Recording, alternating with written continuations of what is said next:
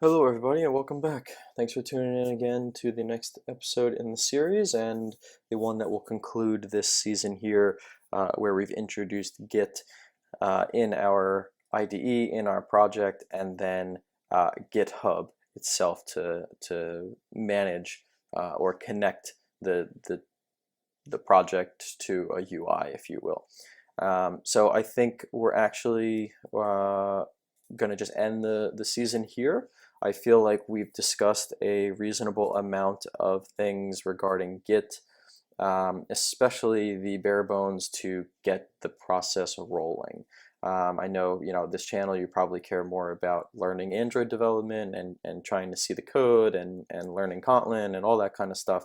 So we're going to go ahead and transition to another season where we'll get a fresh project going. We'll get a little bit of a newer way of doing things, maybe introducing a few different ways to navigate, or maybe a tab view, or the hamburger menu, or all those like super popular components that you see, so that we can get you building practical applications and stuff that you want to build. But I definitely wanted to you know, thank you and call out the attention that you've provided for this season if you have watched it, because as I mentioned in a previous episode, understanding Git, understanding version control, understanding pull requests, merging, branching, everything that goes under this umbrella of version control spans beyond just Android development. So, even if you're interested in something else in the development world, if you're going to be doing some kind of software development, you're going to be using Git either in school or at work, or a combination of the two. It's also the easiest one to use for you as a personal developer. They have a very easy way for you to just go ahead and create a private repository that no one will see except this account that you're signed in as. So you can very easily kind of tinker and play around with certain things in your own environment without it being public to the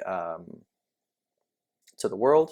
And it's just easiest way for you to become a self-sufficient, a one-man band, so to speak, and do things properly. If you are in school, it's great to have this experience on your resume.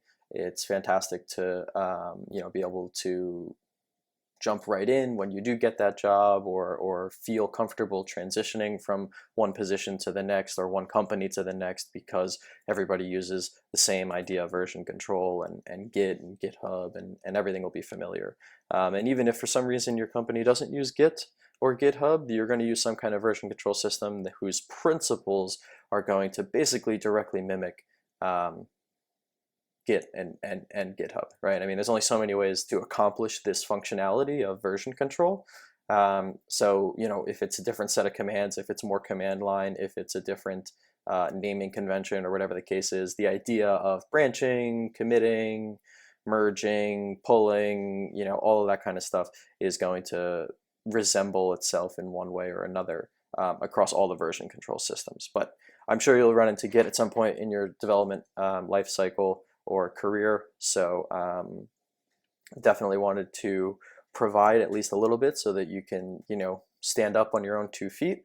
And, moving forward, like I said, everything will be connected to Git. So all the new projects that we'll do, you'll see me interacting with Git on a very regular basis. So it'll just become second nature for you to be working in a project that has version control attached to it, and Android Studio just does a fantastic job of integrating that so very seamlessly and so easily for you as the developer.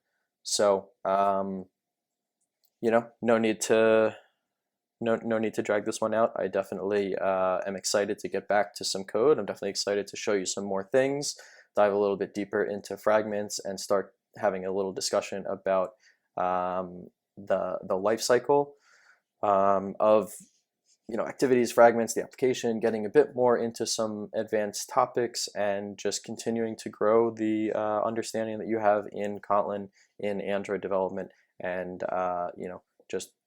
just continue to grow. So I will catch you in the next season.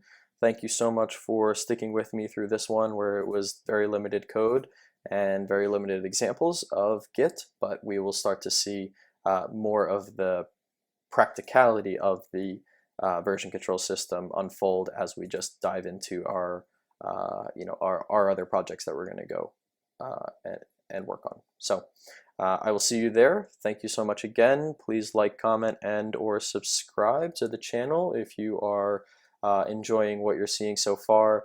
Plenty of road ahead of us, and I am happy to be the one in charge, leading the way down that road. So I will catch you in the next season. Thanks again.